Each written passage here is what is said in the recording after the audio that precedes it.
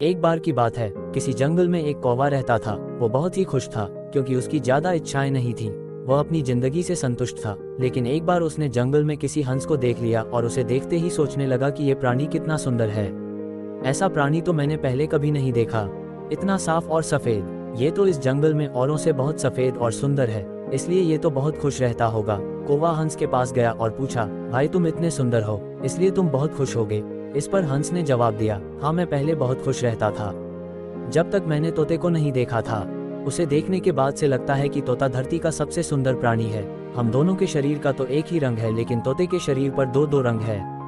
उसके गले में लाल रंग का घेरा और वो सूर्ख हरे रंग का था। सच में वो बेहद खूबसूरत था। अब कौवे ने सोचा कि हंस तो तोते को सबसे सुंदर बता रहा है, तो फिर उसे देखना होगा। कौवा तोते के पास गया और पूछा, भाई तुम दो दो रंग पाकर बड़े खुश होगे। इस पर तोते ने कहा, हाँ मैं तब तक खुश था जब तक मैंने मोर को नहीं देखा था। मेरे पास तो दो ही रंग हैं, लेकिन मोर के शरीर पर तो कई तरह के रंग हैं। अब कौवे ने सोचा, सबसे ज्यादा खुश कौन है, ये तो मैं पता करके ही रहूंगा, इसलिए अब मोर से मिलना ही पड़ेगा। कौवे ने मोर को जंगल में ढूंढा, लेकिन उसे पूरे जंगल में एक भी मोर नहीं मिला और मोर को ढूंढते ढूंढते वह चिड़ियाघर में पहुंच गया। तो देखा, मोर को देखने बहुत से लोग आए हुए हैं और उसके आसपास अच्छी खासी भीड़ है। सब लोगों के जाने के बाद कौवे ने मोर से पूछा, भाई तुम दुनिया के सबसे सुंदर जीव हो और रंग बिरंगे हो।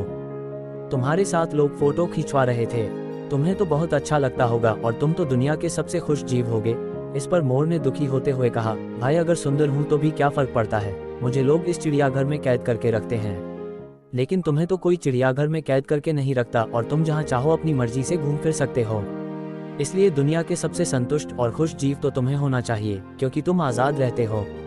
कौवा हैरान रह गया, क्योंकि उसके जीवन की अहमियत कोई दूसरा बता गया। दोस्तों, ऐसा ही हम लोग भी करते हैं। हम अपनी खुशियों और गुणों की तुलना दूसरों से करते हैं, ऐसे लोगों से जिनका रहन सहन का माहौल हमसे बिल्कुल अलग होता है। हमारी जिंदगी में बहुत सारी ऐसी चीजें होती हैं जो केवल हमारे पास हैं, लेकिन हम उसकी अहमियत समझकर खुश नहीं होते। लेकिन दूसरों की छोटी खुशी भी हमें बड़ी लगती है, जबकि हम अपनी बड़ी खुशियों को इग्नोर कर देते हैं।